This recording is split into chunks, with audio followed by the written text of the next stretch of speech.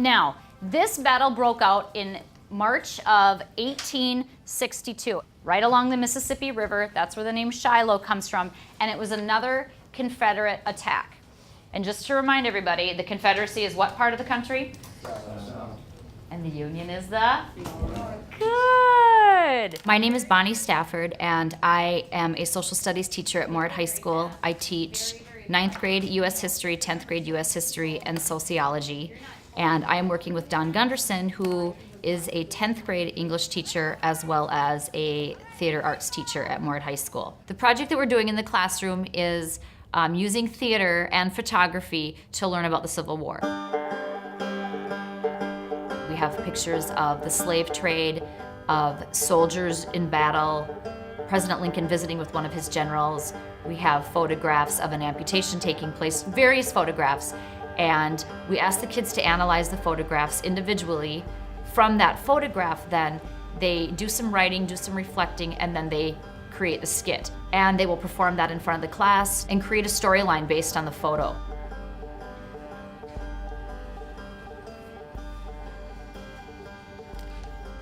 You are going to look at the photo and you are going to fill out this photo analysis worksheet. Okay? You're going to fill that out completely on your own. When every single person is done filling it out, only when everybody's done in your group, you're going to talk about it. The goal is you are going to try to agree upon what happens surrounding this photo. The before, the during, and the after. They were probably scared out of their minds to even go into the war in the first place. And they didn't know what was going to happen next for them, if they were going to survive the war and go back to their families, or if they were going to end like here in the picture.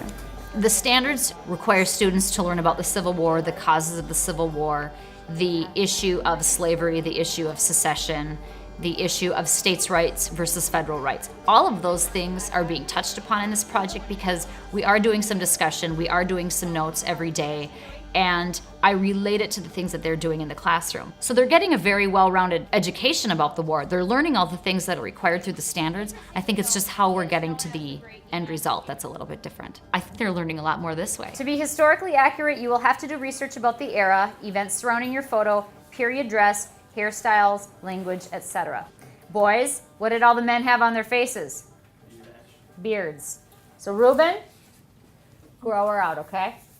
Can you have a long one by the end of the week? Sideburns? Do not make this a goofy, silly, funny, inaccurate skit. This is all going to be your assessment. I'm not going to give you a paper pencil test at the end of this. This is your test. Now, the idea of this is not to be 100% all about acting, because this is about learning about the Civil War and representing the characters, the places, the situations, so we all learn. In order for us to have successful scenes, we must have good communication. We have to work together as a group. You have to be a good communicator, not only verbally, but also non-verbally. Kids can learn in ways other than lecture, notes, discussion, and worksheets. I think they're getting so much out of it because they're actively learning rather than passively learning. And it's through the arts. I think they are more engaged, they are enjoying it more, they are having fun while learning. They've been very independent with their learning. They've shown some autonomy. Oh, I can teach myself a little bit more about this era in history while Mrs. Stafford still educates us the old-fashioned way. Abe, that's what you think. But we could have won that war today if you would have attacked them when they retreated. They did kind of wear white, or they just wore black. So which one do you think you'd rather look like out of these ones? I think I found a new way to approach history. Think of it as if I was in those shoes, like walking, like how they acted, how they talked, how they were treated. I think it sticks in my brain more than just reading it out of a textbook, because I could seriously fall asleep doing that.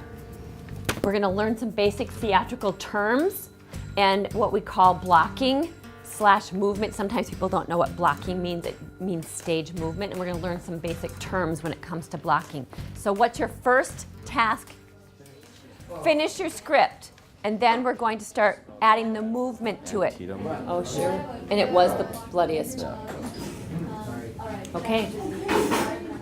I knew this fellow. You look at the words in your script, and you figure out what the words are telling you, because it should tell you how to react, and what movement you need to add. The directions are always from the actor's point of view as they are on stage, right, Brendan? Because you learned this in my beginning acting class.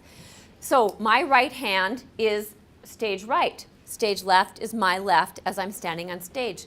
Down stage and up stage. I can't imagine that these kids will ever forget the week that they lunged into this project and had to work together in a small group and latch on to the information that was surrounding their photograph. They would have maybe just skimmed that information in the past and maybe not even put it into their long-term memory. But if you've dealt with the circumstances, the location, how many troops were killed, who was the general in charge, I think they're going to remember those things. When there's passion and emotion in addition to the content, the chances of the students remembering, recalling, and having a positive experience is just enhanced.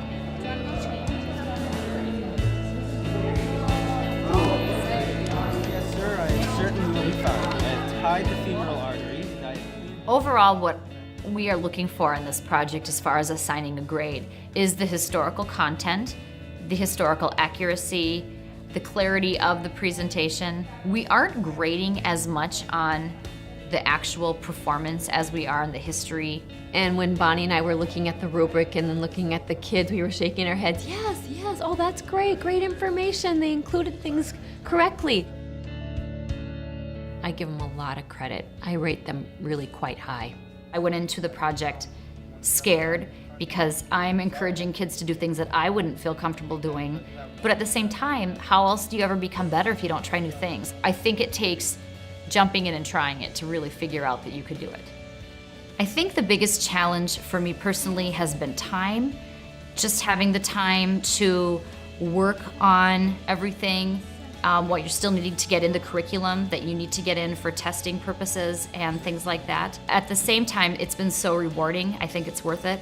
The kids are saying they're learning so much more, they've gotten so much more out of it. So I would definitely do something like this again. I have learned a whole lot more in a week than I have in a while. I love the environment and it was a really fun experience, and I hope that next year or in the future kids get to do this too, because it was really fun. It was really fun.